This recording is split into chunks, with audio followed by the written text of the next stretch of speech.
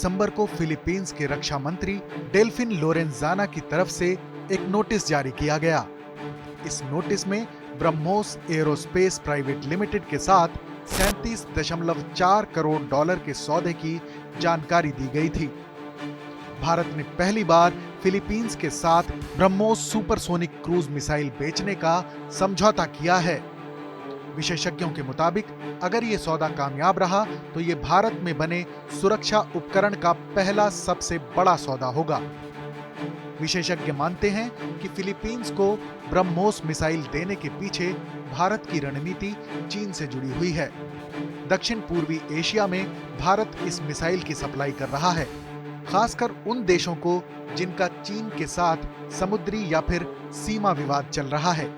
भारत इस इलाके में कई देशों को सैन्य तौर पर मजबूत बनाने के लिए उनकी मदद कर रहा है। वियतनाम, इंडोनेशिया और थाईलैंड ने भी ब्रह्मोस मिसाइल खरीदने में दिलचस्पी दिखाई है। अब ये भी जान लीजिए कि फिलीपींस को ब्रह्मोस बेचने के क्या मायने हैं। दरअसल फिलीपींस उन देशों में से एक है जिनका ड्रैगन चीन के साथ सीमा विवाद चल रहा है और चीन लगातार इन देशों को अपनी सैन्य ताकत के बल पर दबाने की कोशिश करता आ रहा है। अब ये देश चीन के खिलाफ अपनी स्थिति को मजबूत करने की कोशिशों में जुटे हैं।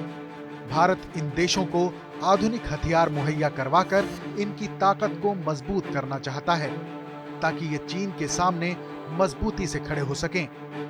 हालांकि जानकार कहते हैं कि भारत ने वियतनाम को 7 साल पहले ही ब्रह्मोस मिसाइल देने का वादा किया था, लेकिन वो वादा अभी तक पूरा नहीं हो पाया है। जब भारत फिलीपींस को ब्रह्मोस दे सकता है तो वियतनाम को देने में इतनी देरी क्यों हो रही है? ब्रह्मोस मिसाइल को भारत और रूस ने मिलकर बनाया है।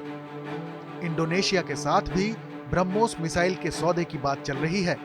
जून 2020 में भारत के रक्षा मंत्री और इंडोनेशियाई रक्षा मंत्री के बीच इस सौदे को लेकर बात भी हुई थी। वियतनाम के साथ भारत का रक्षा सहयोग बढ़ रहा है।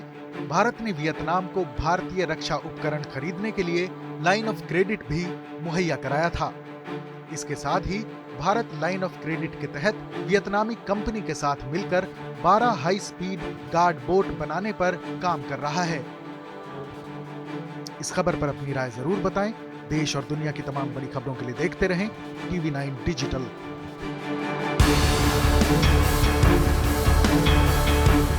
अड़ी सोमवार से शुक्रवार शाम 6 बजे सिर्फ TV9 भारतवर्ष पर।